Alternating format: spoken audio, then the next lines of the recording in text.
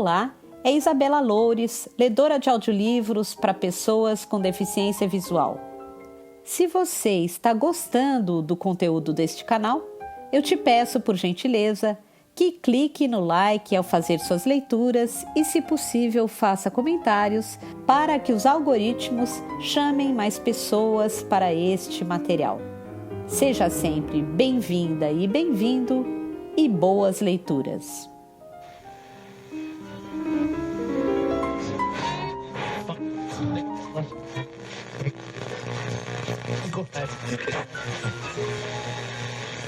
Hilda Hilst, A Maldição de Potlach. Abro a Folha de São Paulo do dia 3 de junho de 1998 e encontro a manchete que já vi tantas vezes. Ninguém me leu, mas fui até o fim, diz Hilda Hilst.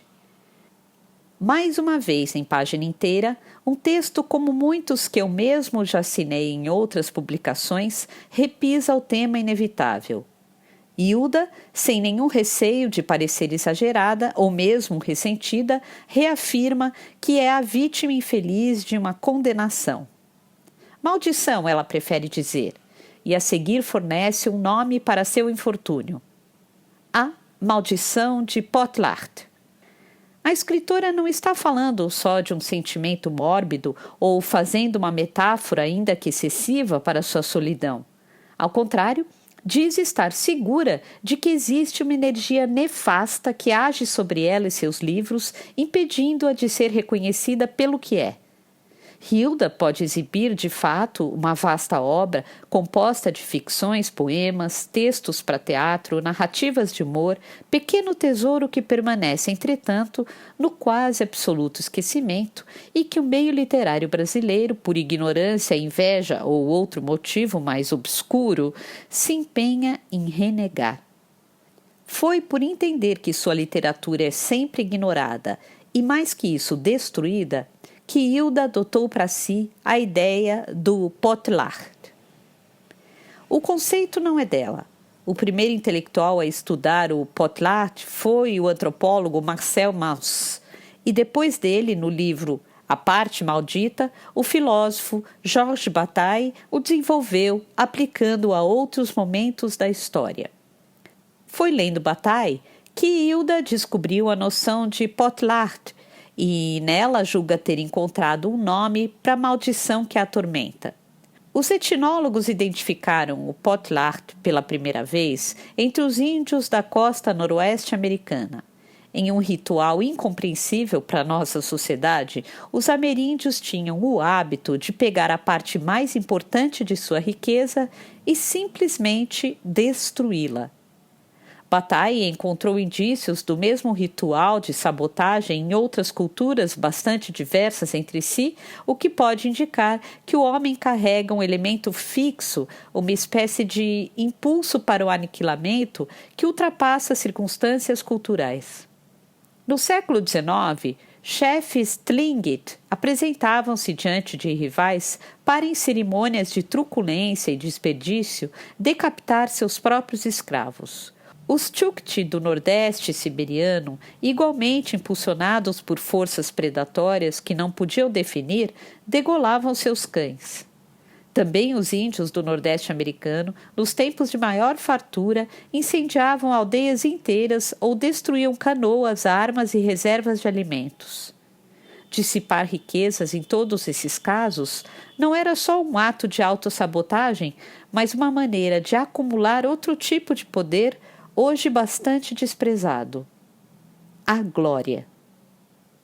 O Potlach se constrói sobre uma lógica bastante elementar, mas nem por isso menos cruel, a de que a maldição traz a glória. A dilapidação gratuita de energia nada parece desejar em troca, mas Bataille mostra que ela busca, sim, uma forma secreta de prestígio, uma espécie de dom especial. A dádiva nada significa do ponto de vista da economia geral. Diz ele, apontando para a inutilidade das explicações baseadas nas relações materiais. O Potlach ultrapassa o mundo da matéria. Nesse exercício gratuito e chocante do poder de perder, o que se perde é o que menos importa. Ele conduz a uma forma invertida de glória que nem por isso deixa de ser menos gloriosa e que não está tão distante de nós quanto parece. Hoje em dia, a lógica do potlatch pode ser identificada em muitos aspectos da ostentação social, do luxo exagerado e no gozo com o desperdício, na supremacia do consumir sobre o produzir, no esbanjamento. Uma vez volatilizados os recursos, permanece o prestígio adquirido por quem volatiliza. Escreve Bataille. O potlatch é o emprego inútil das riquezas, seu extravio insano, seu aniquilamento sem nenhum objetivo material. Várias de nossas condutas são redutíveis às leis do potlatch, possuem o mesmo sentido. Afirma ele. Hilda Hilst acredita que agora a lógica do potlatch age sobre ela. Sua vasta obra faria parte daquele segmento da riqueza literária brasileira que o país, numa imitação impiedosa do ritual ameríndio, resolveu destruir gratuitamente. De fato, essa maldição, ou o que seja, parece exacerbar ainda mais o sentimento secreto de triunfo que a escritora, mesmo quando se lamenta, não pode esconder, e aqui a lógica do potlatch se cumpre à risca. Ao repórter Álvaro Machado, Hilda diz: Eu sei que sou o maior poeta do Brasil, não tem importância me chamarem de megalômana. Escrevi de um jeito que ninguém escreveu. Foi a única coisa que soube fazer na vida. A insistência de Hilda no potlatch é, se pensarmos bem, bastante razoável. Primeiro, ela fala da solidão pessoal em que quase sempre está lançada. Depois, do imenso desprezo que relega sua obra não só ao esquecimento, mas, o que é mais grave, à negação, como se os livros de fato não existissem.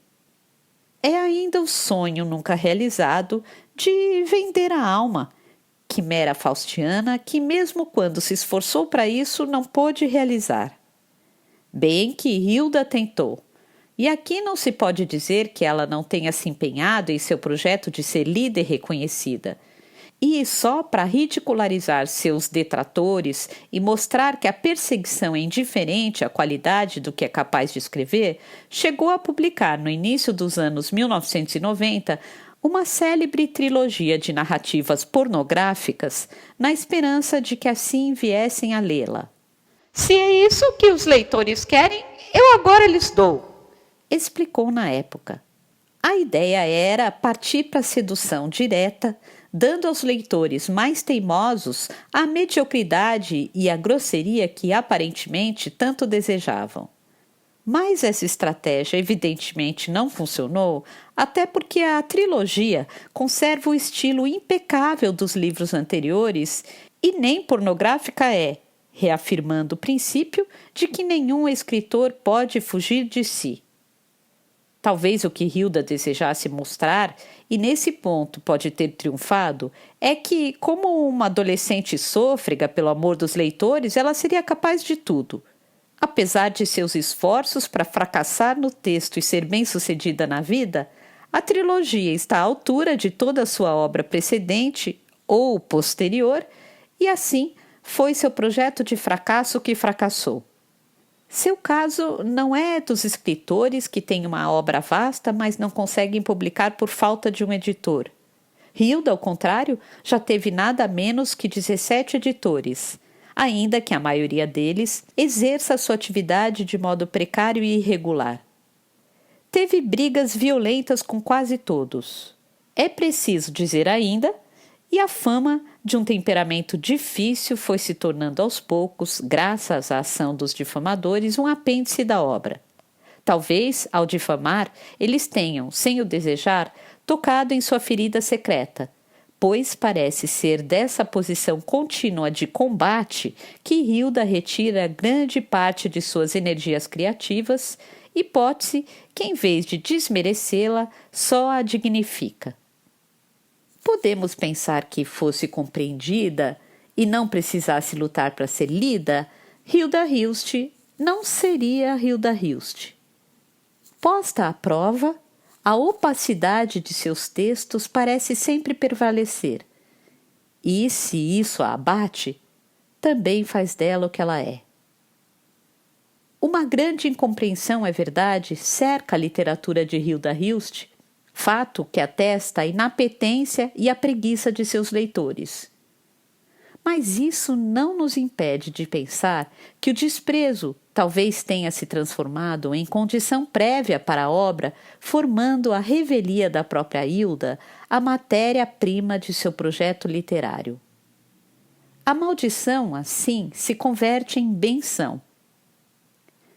Entrevistado por Truman Capote, o fotógrafo Richard Avedon disse certa vez que seus modelos em geral, artistas de idade avançada e rostos enrugados, eram santos terrestres. Muito raramente descubro algo realmente belo em um rosto jovem, observou Avedon, e o mesmo reparo pode ser dirigido agora a Hilda Hilst. Os retratos de moça que ela tanto preza guardam uma frivolidade e rapidez que não combinam com seus livros e só estimulam a crueldade de seus detratores. O desprezo, como ocorre com as mulheres trocadas por seus maridos, os homens escorraçados por seus chefes e os cães largados nas ruas, torna Hilda ainda mais bela. Fato que deve ser posto não na conta da biologia, mas sim da obra que afinal é a origem de tudo. Não posso esquecer do sol derramado na estrada, a poeira me entrando pelos olhos, enquanto eu procurava pela primeira vez o caminho de seu sítio, uma chácara de 10.000 metros quadrados a 10 quilômetros de Campinas, São Paulo. Toda a paisagem parecia fatigada com o peso da luz vermelha. As plantas tinham dificuldade de se sustentar de pé, as árvores se curvavam e eu mesmo, um pouco tonto, tive que me concentrar em minha tarefa de repórter para não desistir. Então, pressionado pelo céu rubro, pude entender por que ela o batizara de Casa do Sol.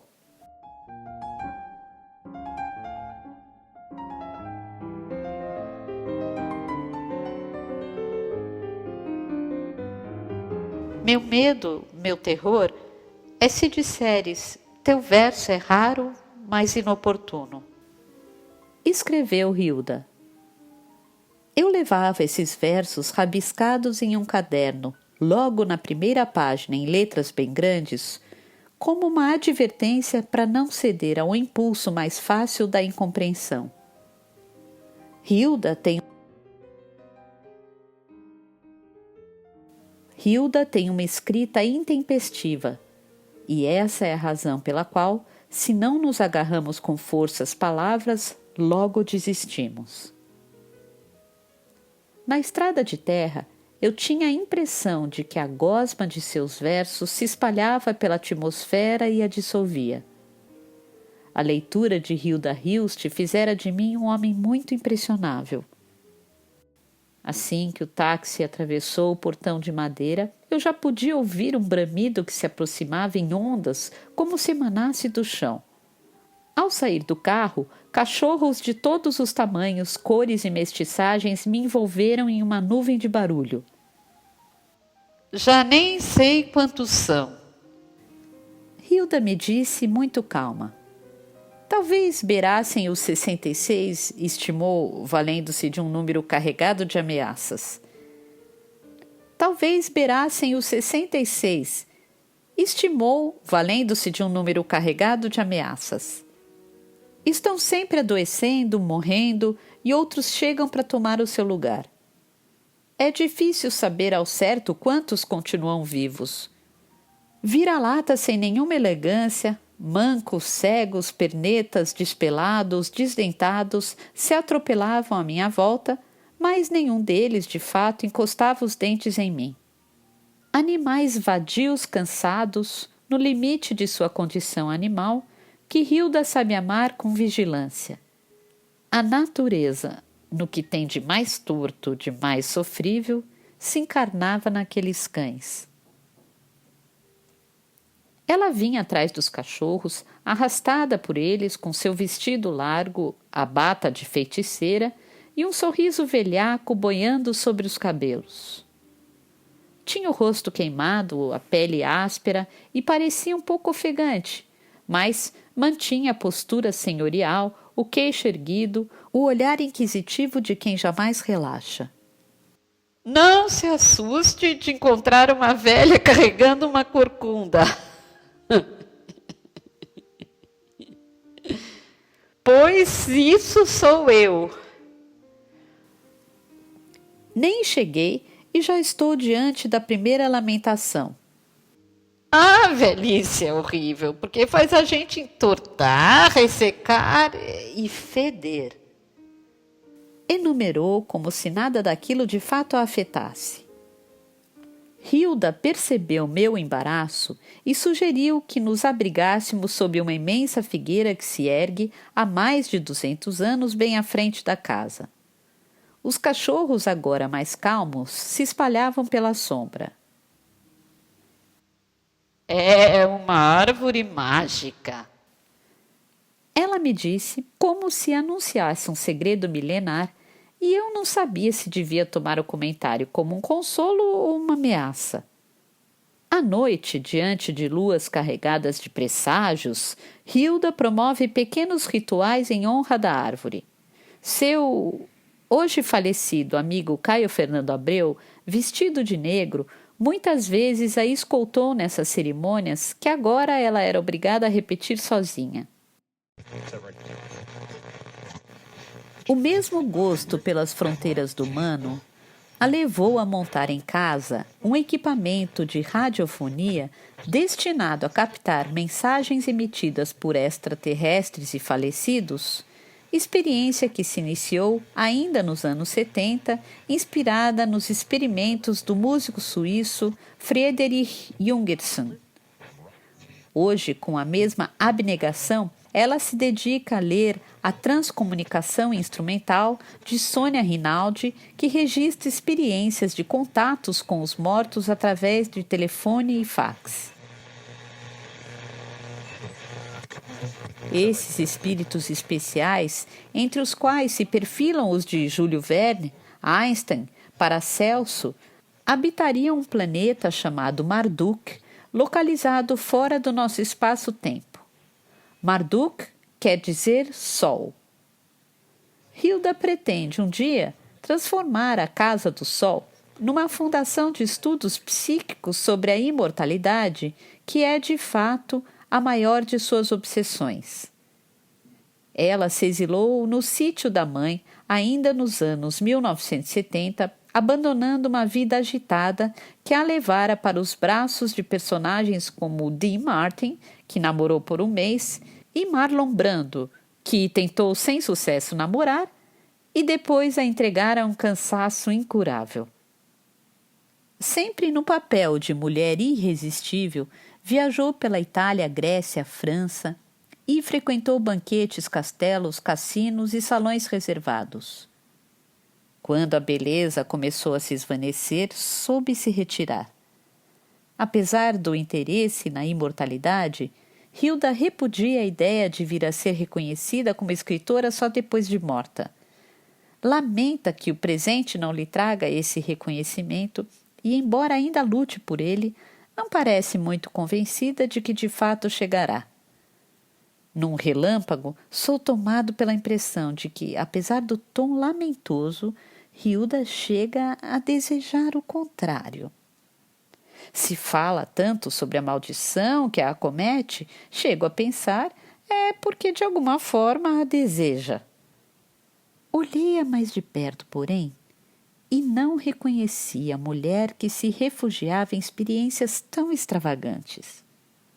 Agora, eu vi apenas uma mulher plácida, carregada de anos, é verdade, mas ainda disposta e pronta para os combates que a literatura impõe. Enquanto eu tentava afastar a perplexidade, vieram-me os primeiros versos dos 10 chamamentos ao amigo. Se te pareço noturna e imperfeita, olha-me de novo. Está escrito. Foi o que fiz, mas continuei a estranhá-la.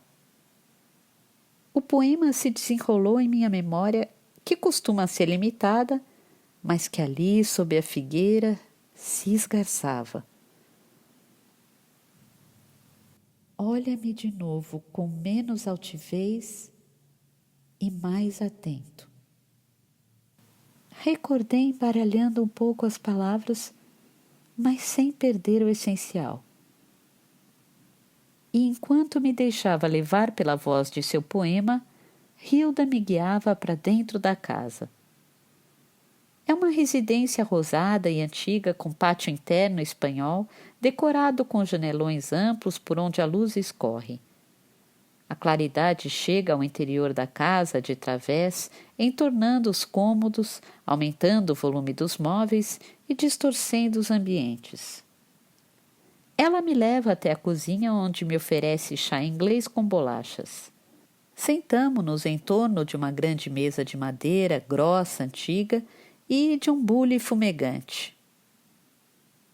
A voz de Hilda começa então a deslizar pelo silêncio pesado, pois os cães livres de mim pararam de latir.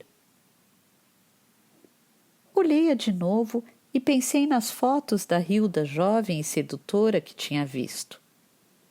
Agora velha, ela parecia fazer questão de reter em si, como uma das marcas da velhice, todo o peso do ambiente.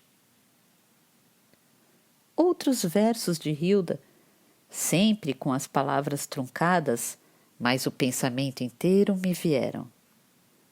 Quisera dar nomes, muitos, a isso de mim. Jagoso, triste, informe. Diz ela em Sobre a tua grande face. Hilda, que já celebrou a beleza como um triunfo sobre o transitório, agora fazia questão de ser velha, e isso lhe dava, prematuramente, uma envergadura frouxa, um olhar perdido e também exagerado, pois ela mal passara dos 60 anos. Parecia tomada por um desprezo pelas aparências, de que a velhice seria um miolo. Polpa cheia de ácidos, dores sem nome, duras rejeições, foco febril dos livros. Pensei ainda na obra e me veio o primeiro dos 21 problemas indecifráveis de Cadós em pequenos discursos e um grande. De onde essa agonia, febre e fulgor que eu carrego 1000 vezes cada dia? Hilda Hilst se sente como um dos ameríndios descritos por Marcel Mauss, um autor que está sempre a reler. Escreve para acumular riquezas e logo depois vê-las queimar na fogueira do desprezo. Sua obra imensa não repercute, não é lida. A crítica às vezes cumula-a de elogios, mas eles não perduram e logo parecem inexistentes. As traduções no exterior, quase sempre na França, não ecoam no Brasil, nem mesmo chegam a ter um significado para o mercado europeu. Os problemas de dinheiro persistem. Nada funciona. Hilda Hilst se vê como uma mulher que escreve uma longa obra sem leitores ou só para leitores silenciosos e camuflados. Escreve para não ser lida, para ser recusada. É, no entanto, essa maldição que a leva a prosseguir. Quando era jovem e vivia cercada de homens bem-sucedidos, ninguém levava a sério o que escrevia, porque textos tão densos não podiam vir de uma mulher tão desejada e deviam ser tomados como uma brincadeira inofensiva ou uma fraude. Achavam que era tudo psicografado. Ela recorda com sarcasmo. Frequentava os granfinos, as rodas elegantes, mas também a juventude transviada, as festas secretas e os artistas de vanguarda. Gostava de atrair e de chocar movimentos opostos que configuravam um só sentimento, o de estar imersa em seu tempo. Hoje envelhecida, com o cabelo repartido num coque senhorial, metida em uma bata, exilada, já quase não sai de casa. Nem mesmo para as homenagens que às vezes lhe oferecem. Mas afirma que o desterro não se deve ao sítio distante, à vida ensimesmada ou às limitações da idade, e sim à obra, que por falta de leitores parece destinada a não existir. E Hilda se lamenta sem parar, deixando-nos entre a piedade, que no caso de uma obra tão magnífica é ofensiva, e a indiferença, também odiosa. Talvez o cansaço e certamente a impotência. Os livros de Hilda Hilst se desviam dos padrões literários dominantes e não têm qualquer interesse em neles se confinar. Sua relação com a escrita não é formal ou social, mas vital. No momento em que as regras de mercado pedem clareza, ela parece opaca. O lugar comum diz que ela não é legível e até que chega a ser fraudulenta. Parece ora enigmática e fechada em si mesma, claustrofóbica, ora excessivamente derramada, as palavras costuradas em um caudaloso fluxo de imagens e ideias à deriva. Embora queime a vista, pois Hilda trabalha com a superexposição das emoções que a língua evoca, sua literatura parece destinada às sombras, à opacidade, como o filtro severo que bloqueia uma lente. Seus livros mexem com paradoxos e com excessos que, disse, extrapolam o domínio do literário. Hilda é então vista como perigosa, enganadora e, ciente do que esse destino tem de inexorável, dele tira ainda algum partido, então, exacerbando cada um dos elementos dessa condenação, adota-os como seus, como se fosse uma escolha. A literatura de Hilda Hilst parece inconveniente. Numa palavra, obscena. Hilda entendeu isso muito bem. Tentou dar uma resposta adequada a leitores e críticos partindo para a atuação, isto é, tentando ser obscena mesmo.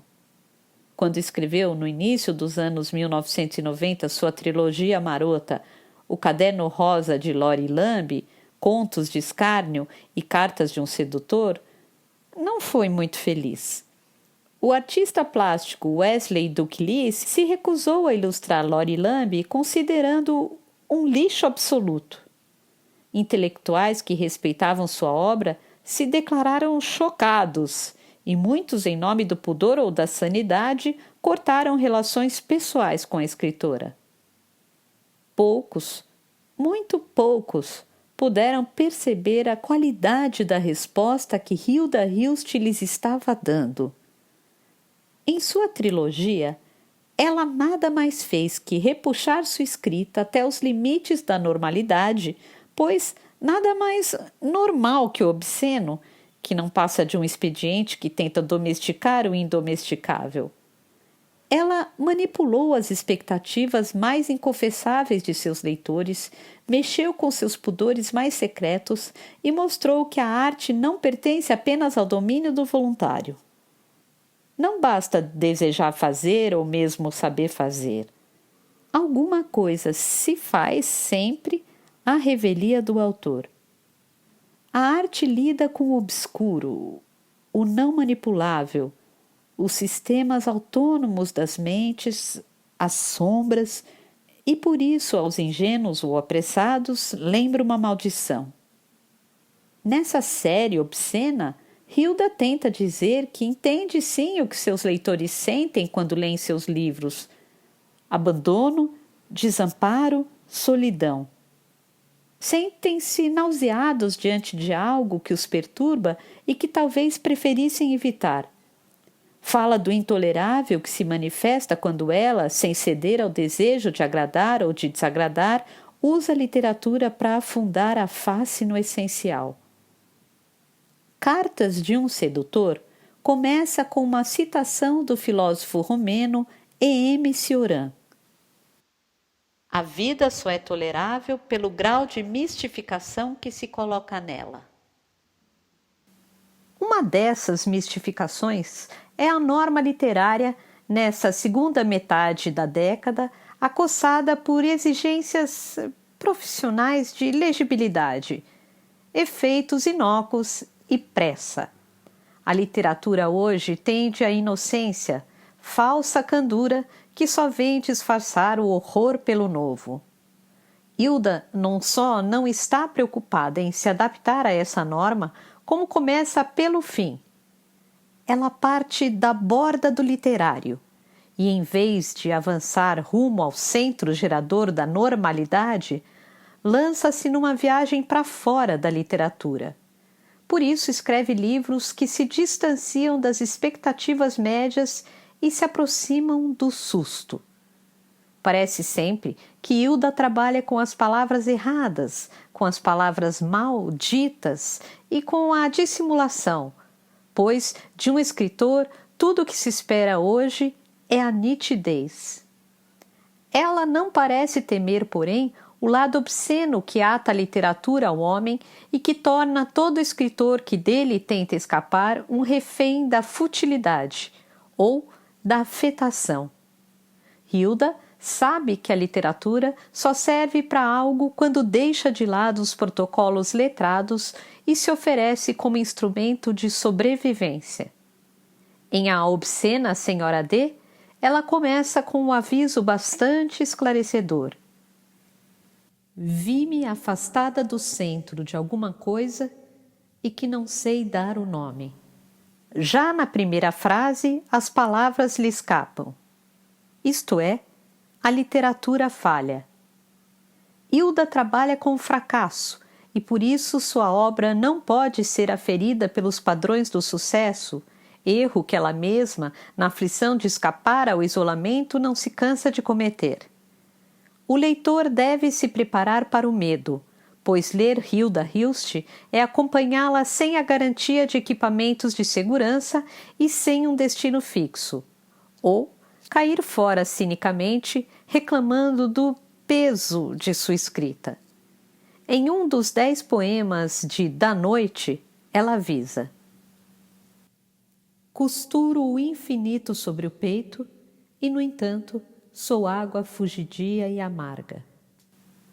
Hilda Hilst se propõe tarefas que desde logo sabe que não poderá cumprir. É a distância, o imenso intervalo entre o abismo da imaginação e a fraqueza do humano que a interessa. Sua literatura se ergue sobre uma declaração de impotência, como se avisasse aos leitores repetidamente que dela nada devem esperar, pois o escrever não é objeto, é isca. Ela não teme a cisão que preside o ato de criar. Por isso, pratica uma literatura que não se lê impunemente. A Obscena Senhora D, a propósito, empaca numa palavra: derelição. Do latim, derelictione, abandono, desamparo. O que significa pensar em solidão, isolamento, esquecimento? Talvez derrota. Há uma acepção jurídica: abandono voluntário de coisa móvel com a intenção de não mais a ter para si.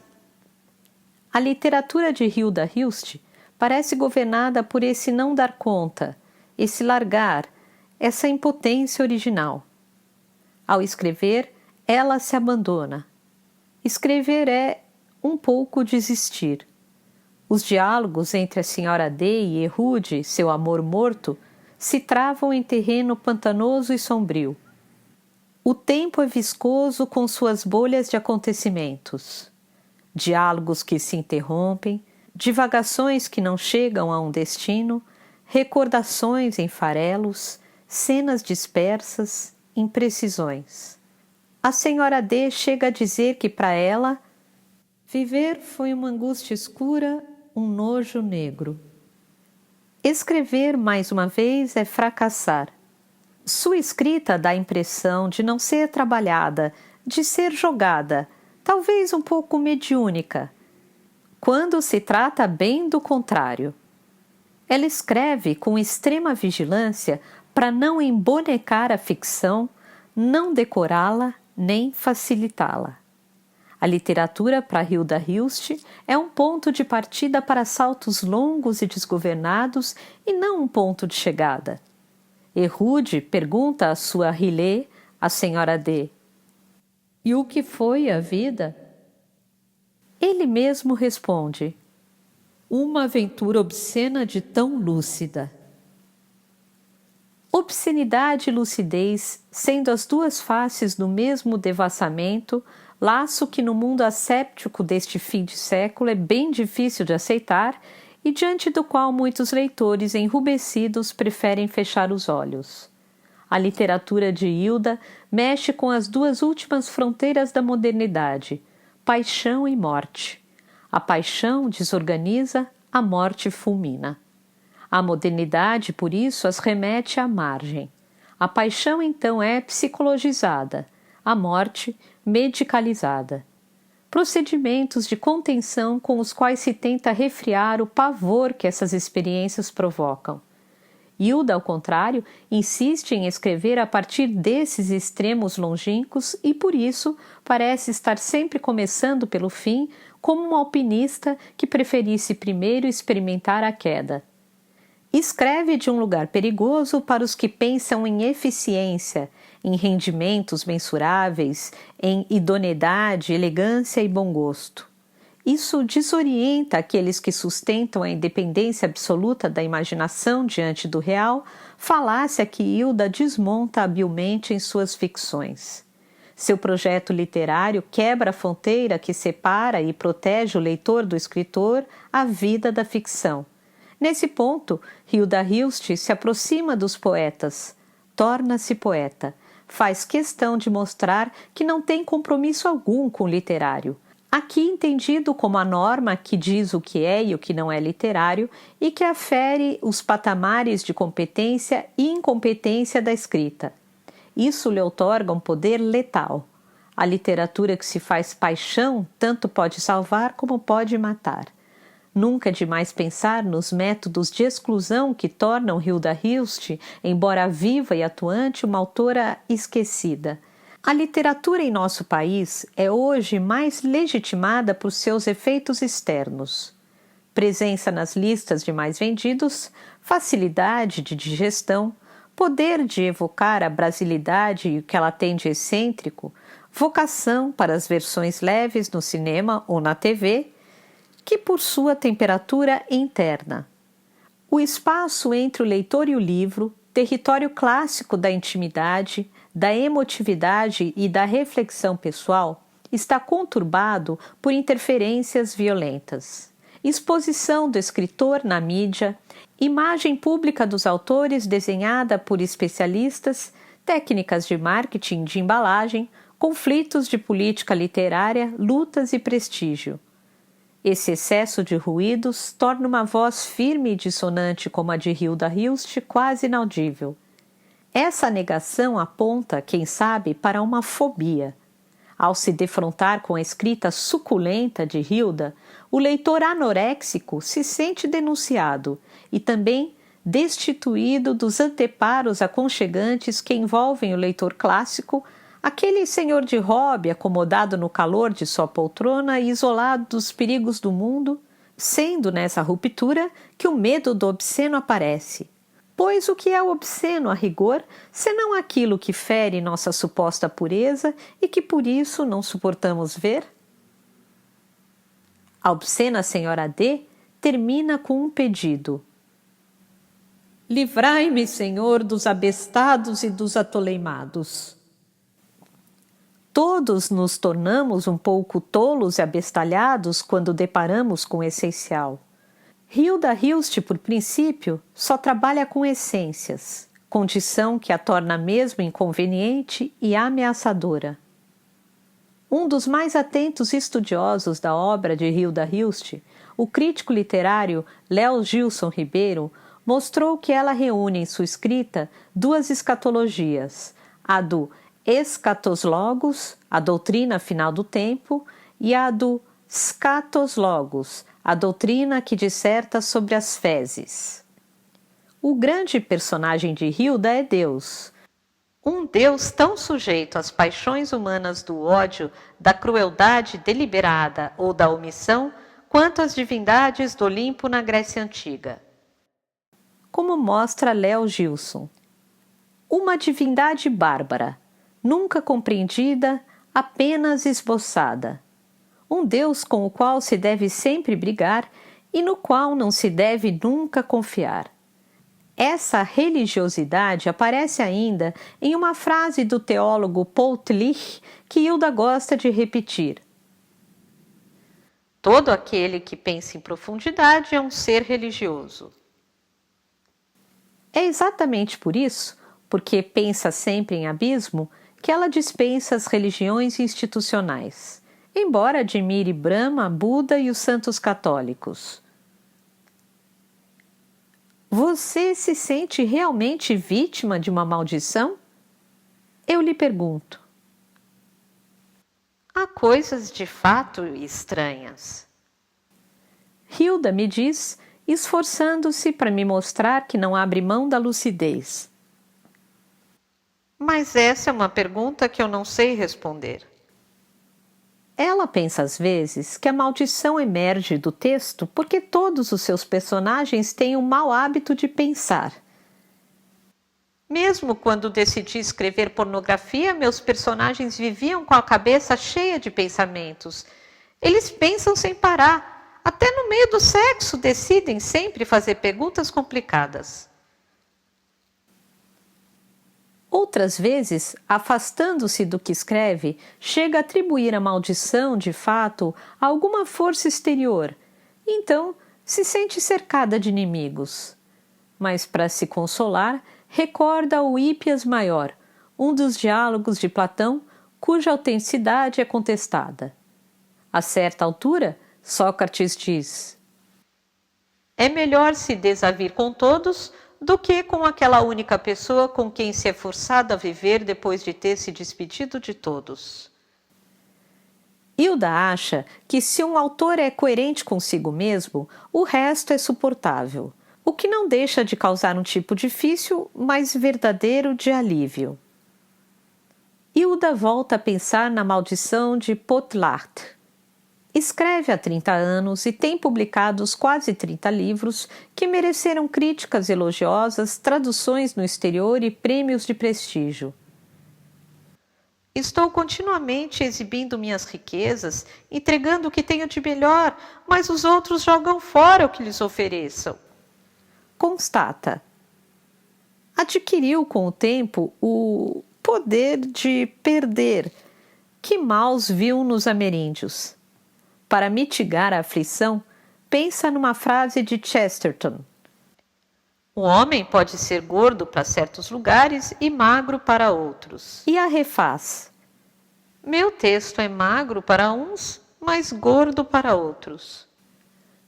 Essa recusa produz nela, muitas vezes, uma sensação de estranhamento, experiência que, vista de fora, se assemelha mesmo à loucura. Há alguns anos, Hilda foi à Universidade Católica de São Paulo para assistir à defesa de uma tese sobre a sua obra. A linguagem delirante de Hilda Hilst, assinada por Clara Silveira Machado. Um estudo de mais de 500 páginas, resultado de 13 anos de dedicada pesquisa acadêmica. Sentei-me quietinha na primeira fila e me pus a ouvir.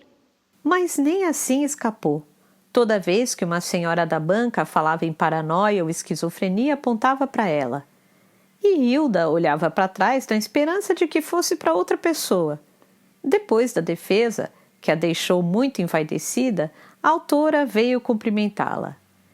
E entusiasmada revelou: É a primeira vez no departamento que se defende uma tese sobre a obra de um escritor vivo. Hilda olhou sem conter o desprezo e respondeu: E você pensa mesmo que estou viva? Na saída, cruzando com a senhora da banca que a olhava espantada, não resistiu e perguntou: O camburão e a equipe médica já chegaram?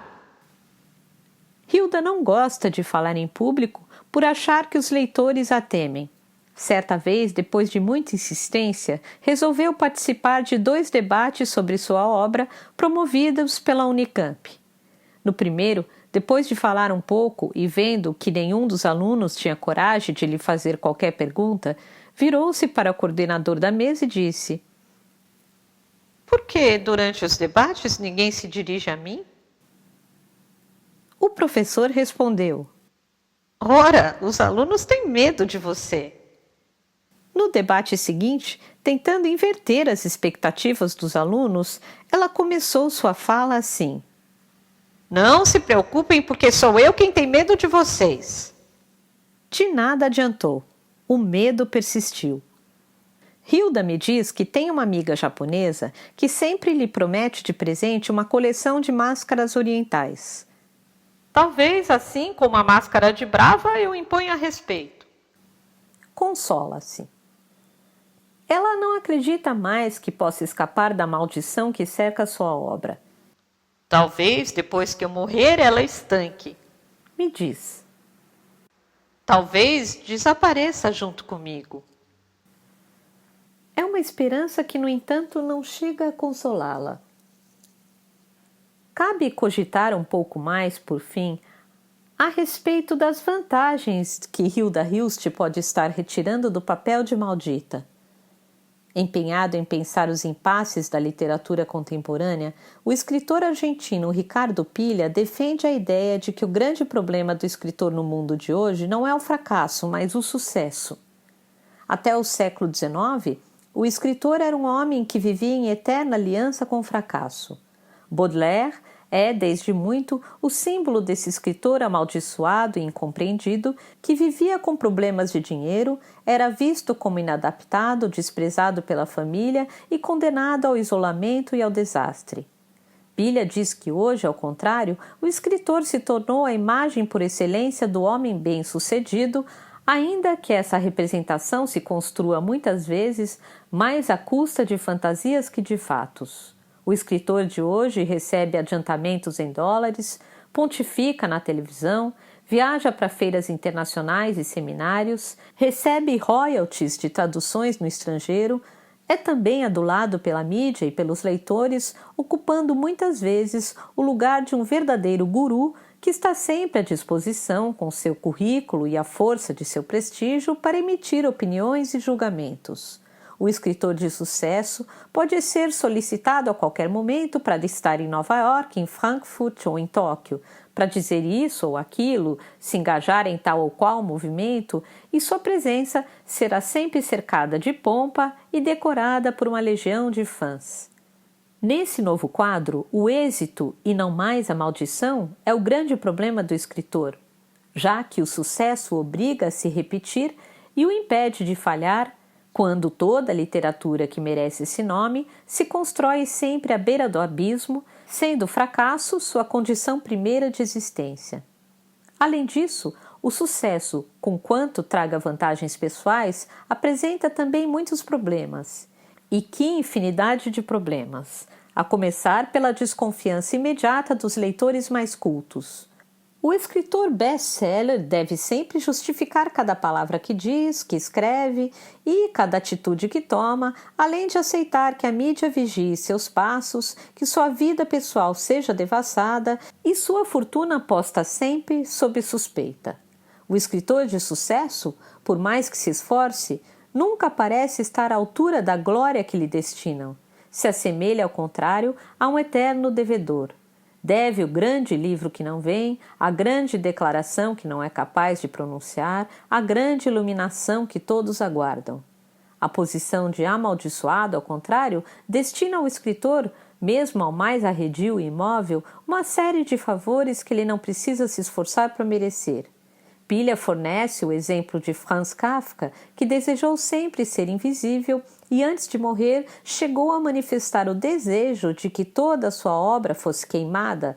Paradoxalmente, foi esse desejo de invisibilidade que serviu de base para a construção do mito Kafka, pois, ao contrário das vantagens mundanas que são transitórias, ele lhe trouxe a posteridade.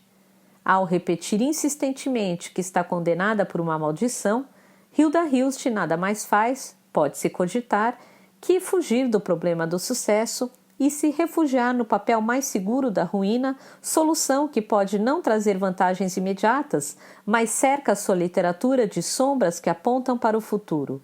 Podemos, quem sabe, inverter os termos da maldição de Potlach e ver nela um modo que Hilda encontrou para escapar das grandes questões da literatura contemporânea, sendo a maior delas o sucesso e suas armadilhas.